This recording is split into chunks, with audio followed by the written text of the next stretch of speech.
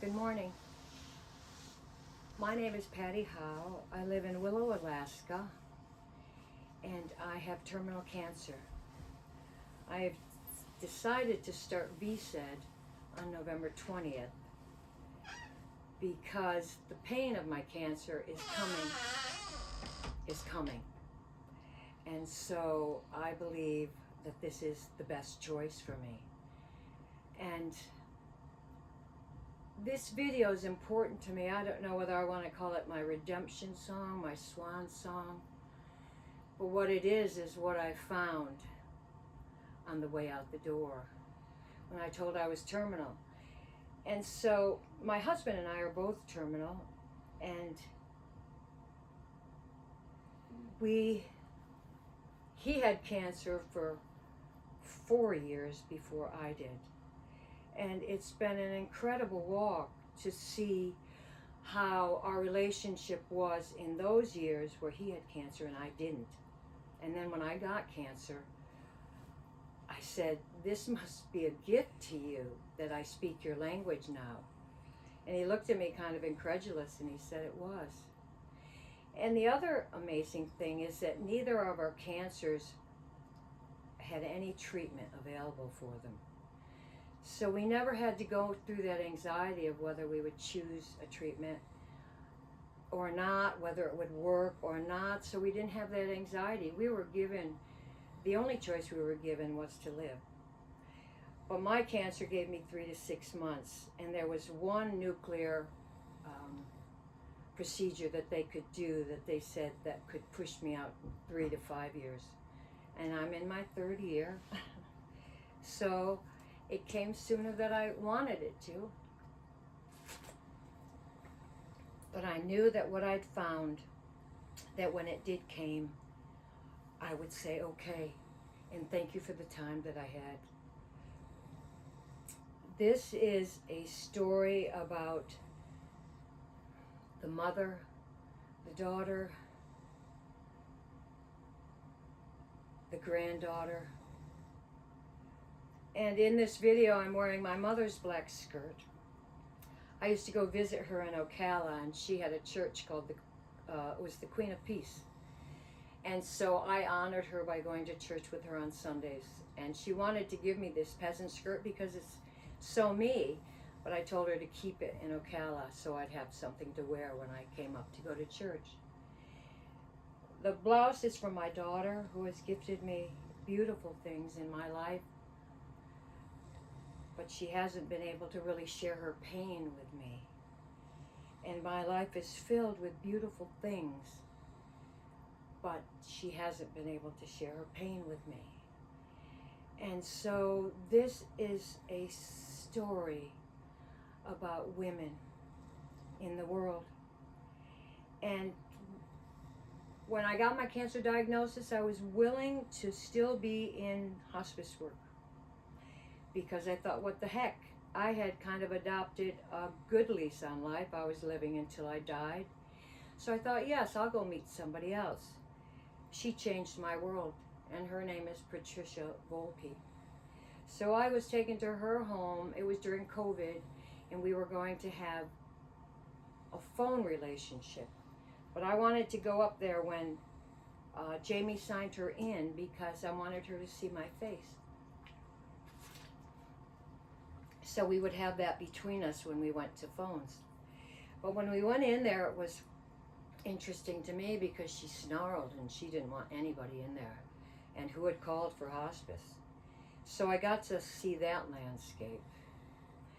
And I sat on the couch and she was doing the paperwork with the initiator. And I looked at her and I said, Patricia, I'm terminal too. I said, I'm living until I die. And she said, can I take that from you? Can I steal that? I said, you bet. And she had a smile on her face. And that was our first meeting. And so Greg got on board with this friendship. She was living in Bear Valley. It was being on assistance, you know, your choices are pretty limited. And so Bear Valley was all right for her, but there was a lot of people crowding in on her that weren't necessary at this stage of her life. And so lo and behold, the universe makes it happen that she finds a place in town where she has views of the mountains. She has a flower garden outside her window that her neighbor maintains of a humongous proportion. And she would tell me that standing at her kitchen window was her happy place. And she had created that for her in her end of life. She didn't heal her life. She didn't heal her children's lives, but she understood her life. And in my relationship with her, because of love, she was able to be vulnerable with me. Sexual abuse had come into my life and it ripped me apart because it was something that I didn't even know about, and I saw everyone around me affected by it. A wound that had come into the family, and we all were affected by it. And so when I broke, I was hell hath no fury, like a woman scorned, because I saw that children were asked not to love me, and yet the landscape was just so confusing. And so I dealt with that, and I was pretty angry. And then I met Patricia. And when Patricia opened her story to me, I realized it wasn't just my story, and it wasn't just her story. It was a story for the world. How we mistreat one another, how we don't see one another.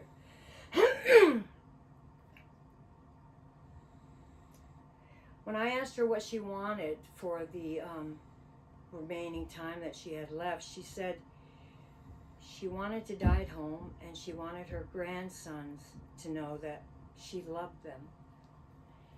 And so that seemed like a really good mission, because I have a grandson that I really wanted him to know that I loved him. And so I said, okay, we'll have a meeting with your family and see if there's any support there. Just see what your family situation is. And we met them for a dinner, and so someone asked them what support was available to Patricia if hospice wasn't involved. And they said none. And I was riled at that point because I knew her story. And I said, but you know her story. And they go, she made bad choices all of her life. I said, but her story. I go, she was sexually abused by a stepfather. And it was found out he was kept and she was put into foster care. She never even got to finish junior high. And then she's in the streets, foster care. Doesn't know who she is. She's having babies.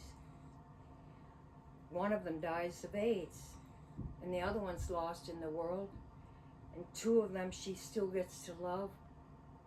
But they don't love her, really, because they can't see her through their pain. And all of this was in front of me, and I just kind of came undone, and that they weren't going to be in support of her. That was the hardest news to take back to her. And then we rolled out, and we rolled out finer. And we brought her out to the yurt, and we wore raccoon coats, and Matthew came with us, and we just broke into joy. And we did meditation apps with Henry Shookman, who came into my life. And there was a lot of love there. And so before she died, she said, I want to get a tattoo, red sunflower. And so I made an appointment for her at my friend Jason's shop. But she died before that. So I had it done for her, my red sunflower. And I bled a lot because I'm an old girl for this tattoo. But for me, it represents all of the women in the world who have been hurt, they're unseen, that they think that what happened to them is their fault, and they just bury it and they live out their lives thinking that they can. They might become narcissistic because they have energy in them that nobody was ever looking out for them. I don't know, because there were 3 girls, my daughter, her half-sister, and my stepson's wife, that have all been inflicted by this, and not one of them have been able to share it.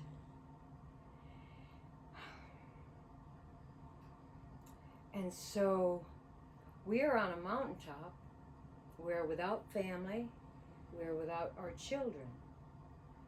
And we understand our life. And I want to go back into my vulnerable tale on how I missed things. Because I had walked away from a daughter at the age of 3. I'd nursed her up until the day I left. And I felt energetically, I didn't think it, I felt it, that she would understand it as a woman in the world. Because I was married to her father for 4 years. It was a month relationship. It would have petered out. But because of her, I stayed. And then I walked. And then after I walked, she became my goal. She was my beloved. Her name is Amy. Her middle name is after a woman that loved her land so much in the Blue Ridge Mountains. She sat on her porch and she stood for something, and she would not let them bulldoze her land. And so I named her that name, Amy Corinne. And when I got her back at 11, we had taken some trips together that were pretty amazing into the South Pacific. When she was a child, she came to live with me for a year when she was 8. Then she went back to her father and his new wife, and they started having children. And it was pretty dark shadows there. And so she came to me at 11, and I was so happy that the circle had been completed. I'd left her. I knew I had to find myself. I found love in the world, and I got to bring her home. But I didn't go deep enough into what she had experienced in those years that I was gone. And that's now my realization, is that that is the pain that keeps her from me. And that is the pain that kept her buying me gifts, but always with a diamond-edged sword. And it got so confusing that I had to step out.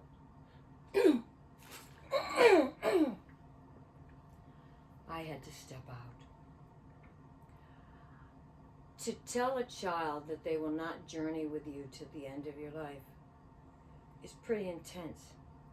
Now I see it's really the only way that I want to leave this world. But yet I'm still in this world for her. But yet I needed to make a stand and let her know that the way she was living her life was unacceptable to me. The way she treated people, the way she treated herself, because I saw her and she just couldn't see herself. And so I had to walk away and hope that that would be the one thing that would bring her back. It's turned the wheel a bit here, folks, I want to say. And Greg sent a bunch of videos to her yesterday because she wants a last phone call with me. And I said, I want her to see these videos so she'll know how to arrive at the call. And that will be the last video I do. I will do it for Amy. But this video I do for Patricia. We had such a 1.5 years together, her and me and Greg. And the joy that we experienced, and the laughter. And we laughed. We said the 3 of us made a pact before we arrived here that we were going to bust this sexual abuse thing wide open to show the world just how painful it is for everyone that's endured it and everyone else looking away. And they're looking at us like there's something wrong with us. And I want that changed. And that's why I said when I turned 70, it was the year of the crone, because I took back all my power from the world, and I wanted to shed light for women. We have become a race that don't see one another. In Ketchikan, there are families where they're the ones that put Ketchikan on the map, but they also say they're in a club where their children hate them. That just sounds like malarkey to me. And there's a population of people in the world that have been victimized by the world, and then the ones that think they haven't been cast their eyes down on them and create all these shadows in one of the most beautiful places in the world to live. It's one of the most beautiful places in the world to live. But Patricia did not live a happy life. And she made bad choices. But what tools did she have when she left home? Then it made me start thinking about what tools did I have when I left home. Because to tell you the truth, when I went into that house, I was me and she was she. And I thought I was a little bit better than her because of what? Situation? What? She leveled it all out for me. She leveled it all out for me. She saved me by being vulnerable with me so I could know myself more. And then I looked at my own family and what tools did I have? Why did I think so much of myself? I left home at 19. I had been shamed at home because I'd been a bedwetter and a nose picker and lacked self-control, and I was a town crier and screaming the family business in the street. They didn't know what to do with me. So at 19 I left, and I came back 16 years later. My mother and I forged a friendship when I came back that the others were jealous of, I know. But they don't understand. We didn't even understand. I went out into the world and the world hurt me. And the shine was off of it. And when I came home to her, the shine was off of her life too. And we became friends. But she never complained. And I wished I'd asked more questions. I wished I'd asked more questions. And I wish she had been able to tell me more about her disappointments in her marriage, because she had many, so many. But she kept holding it up for us kids. And I see that in other friends. I have a friend, Lori, who they want her mother to tell the story. And she just keeps coming back to that Pollyanna story. And the kids know the story. They lived it. But the mother just can't break it open for them. I see women in Ketchikan living the Pollyanna story. Those kids need information from that mother about her life, her relationships, what went wrong, how she saw herself, why they didn't work, so they can have more information when they meet those relationships themselves. We got to get real with our kids, and we got to get real with this planet. Nobody's better than anybody else. I've always been kind of a tumbleweed. In fact, we hiked a mountain with a doctor that had come to stay at our VRBO during COVID. He was a pediatrician doctor, and I think he was dealing with a lot of trauma. So we hiked Dude Mountain with him, and I was wheeling stories about working for Mel Fisher and crossing the South Pacific on tugboats. And he goes, "But you always had a plan, right?" He always had a plan, because he's looking at Greg, who's so in the world, you know, and looking at me. And I go, no, I never had a plan. I met life, it seems. I was a tumbleweed. But I don't even know what I'm saying then.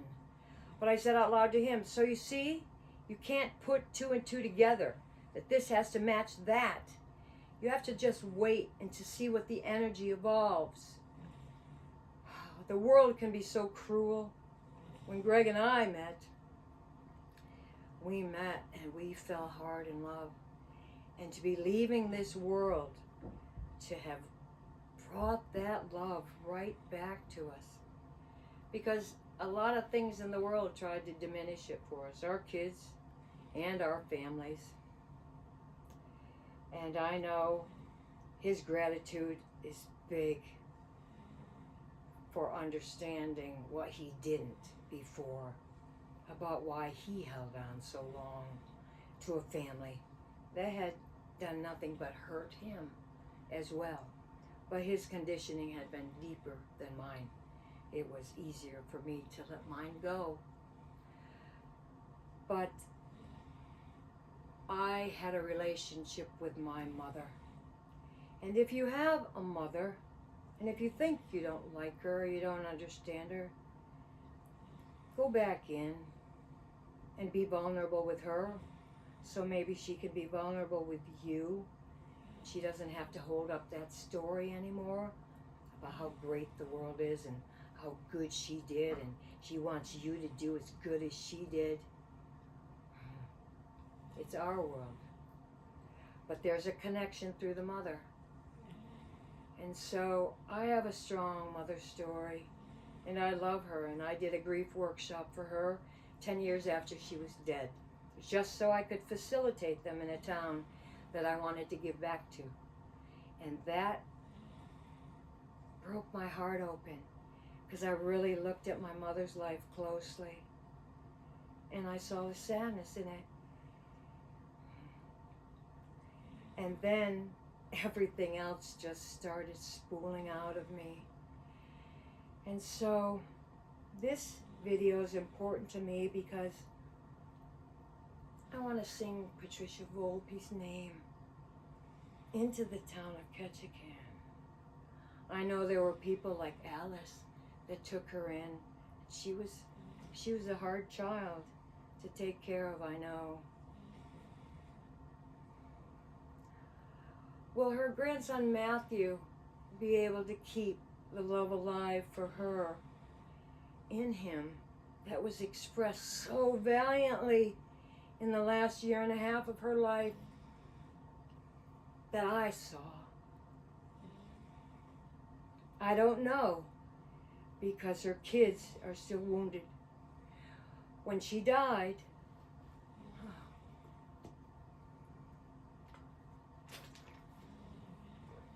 I didn't know if she was going to be able to have a home death, or not. But I can tell you this, that with the love that we surrounded her with, I believe is what brought her family around her to bring her things, to visit her. Because that one meeting, they said there was no support. But now she's in this house, and there is support. They're coming and they're sitting. They're not talking about anything deep. They're not unraveling anything. But they're there with her. She wanted to die at home. I don't know if she was going to be able to. Her caregiver, in a moment of panic, called 911, and there she lay in the hospital bed. She had a nervous breakdown about that happening, and she can't even accept that, but it's happened. You know, I hope she doesn't carry that through the rest of her life with her. Although I saw her a year later and she broke down in tears about the event. It's like, what are people holding on to this pain for? What are they holding on to this pain for? And so I said to Greg, I said, I want to go up and sit with Patricia at the hospital. I do not want to be around her family. And so we went at midnight and we left at 7. So we went in there and we just wanted to be with her. We knew it was a window opportunity. She didn't pass for 3 days. We sat on either side of her bed, holding hands over her, and we told her back her stories. the stories of what we'd experienced together, the happy stories of her children that she remembered, that she could share. It talked about what we were going to do and how we were going to just really shed some light on all of this stuff. And she had told me before she died, she said that her stepfather begged for her forgiveness on his deathbed, but she never gave it to him. Now that's a warrior. And so we sat there with her and we cried. And when I got up, she was still unconscious, but she was still alive. And I stood at the bottom of her bed, and I just looked at her, and I probably called her some feisty names. You know, and I'd see her on the other side. Her eyes were smiling. Her lips were smiling. She was like a jack-o'-lantern. And we left. But before we left, the nurse duty was changing. And we overheard the one nurse say to the new nurse, "Put her back on Ativan and morphine when these guys leave. We haven't had to administer any since midnight." So when Greg and I got in the car, I go, "Did you hear that?" And he goes, "I did." And we just let that wash around us, you know, that our love for her was so real and it was so deep that she didn't need any medication. I was so moving for us. And we went up Dude Mountain and made a cairn for her. And I hollered her name into the hills. She didn't die for nothing. And I know her and Jamie are together now, because once you get to the next place, you see the bullshit of this world. That it was a scavenger hunt, and it was harder for some than most to get out of. I feel so blessed with the way that I'm getting to leave my life. And Patricia is such a big part of this. I have the love of my grandson so deeply seated inside of me and inside of him that will travel forever. And he's brought a new woman to me that moves my soul. My daughter is recognizing her.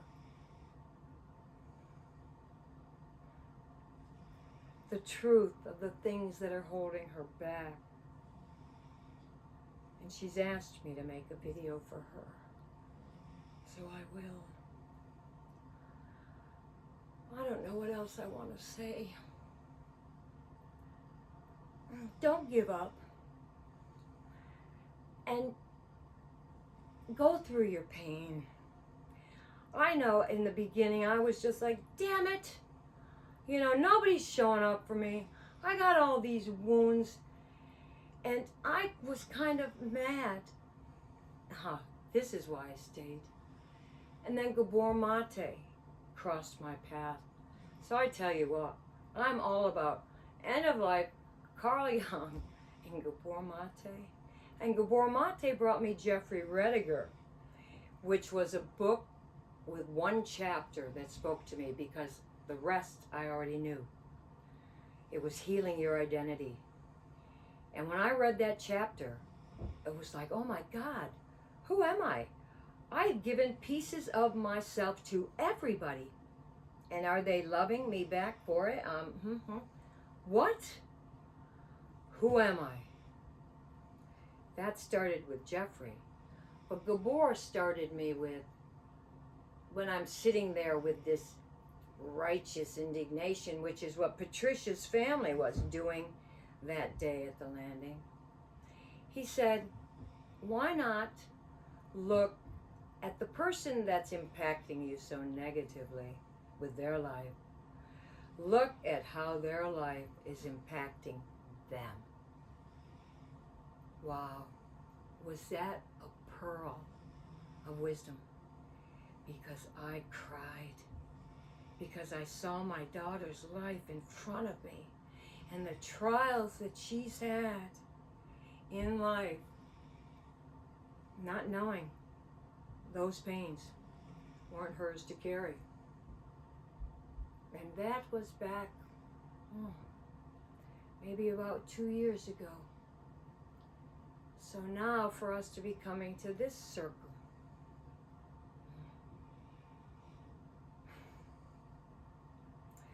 how will it all end? Terry will be here on the 18th. Greg will drive to Anchorage to get her. She possibly has a friend who is a person who does documentaries.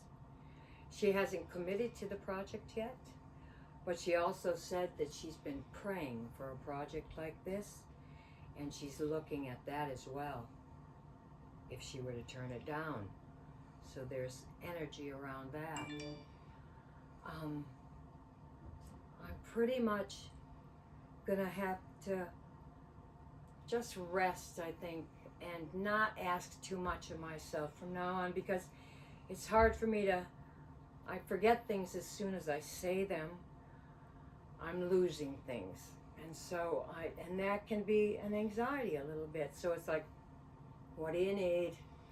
Don't worry about it. You know, I said to Craig, we had watched Beaches recently, and Hillary was just like frantic about that picture for her mother's hands. Frantic, she had to see it. And I said, I don't think I'm going to be doing that, Greg. And he goes, that wasn't dying. That wasn't meeting death alive. You're meeting death alive. And meeting death alive. So there will be end-of-life pain medication for me. They did give me hydrocodone to help me along the way, which I've been taking halves, maybe every 6 hours. So that has been helping me stay comfortable. But the microdosing, if I can say anything about that,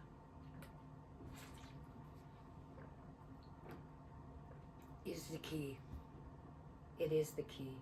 So now I'm microdosing twice a day. I may not even need the Ativan because it restores me and lets the anxiety fall away because I know what I'm doing.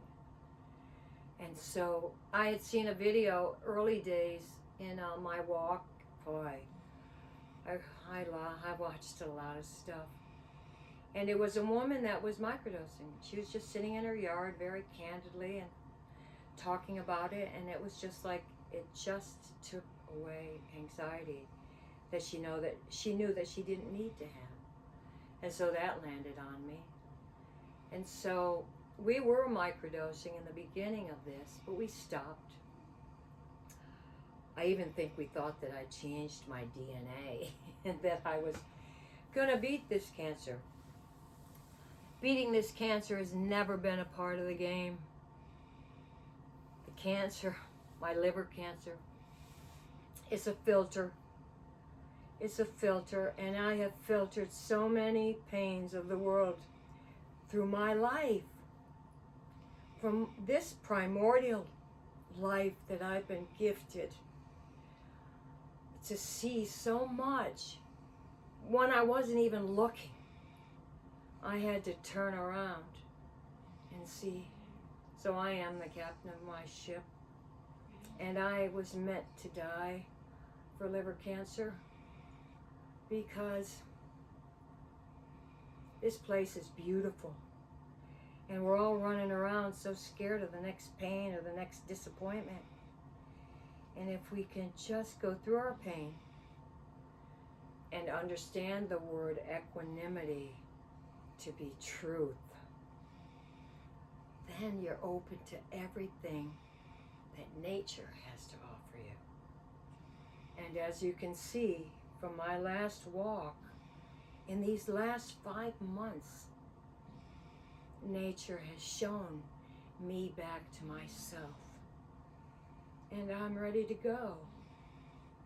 And the love that I leave here with Greg, and Logan and Mia and Amy.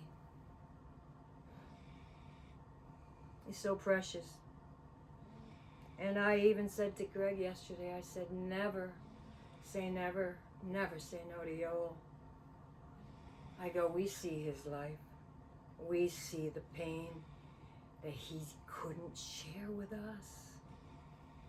And I'm hoping, through Logan and Greg, that Yoel will know who he is too. Greg sent him a letter yesterday. We don't communicate with him. But he sent him that letter that I wrote about my day in town. And he goes, you need to read this. You need to know the woman who raised you. That was pretty special. My days are filled with special. So many women I love that don't see themselves.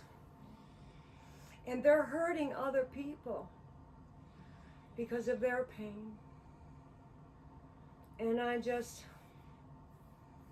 say, don't be afraid. I know a girl in town said to me, she goes, you scare people with your vulnerability. You're so vulnerable. She goes, it's like you're expecting them to be that back with you. And I guess I was. And not many were. Not many have. And I'm just wanting to show you the grace of vulnerability. Go back into your people. You met them for a reason. Don't fill yourself up with righteous indignation. If peace is at all possible, if you are the one standing in the way because of your pride and your ego and who you think you are and who you think the town thinks you are, well, let me tell you, I see Freeport and I see Ketchikan. And if I see you, I'm not the only one. So, there's a lot of beautiful people in Ketchikan. There are so many beautiful people in Ketchikan. And with that, I say, it has a hope and a prayer to rise above itself and be more than this Alaskan community that's filled with logger shows that mimic what happened here. Yeah, it's just all kind of gotten sad in the world how we make our money off of the world. So I say treat your mother better. Treat your children better. Go through your pain so you can see theirs. And treat this world better. Treat this world better. It is our resource. All these Republicans and Democrats and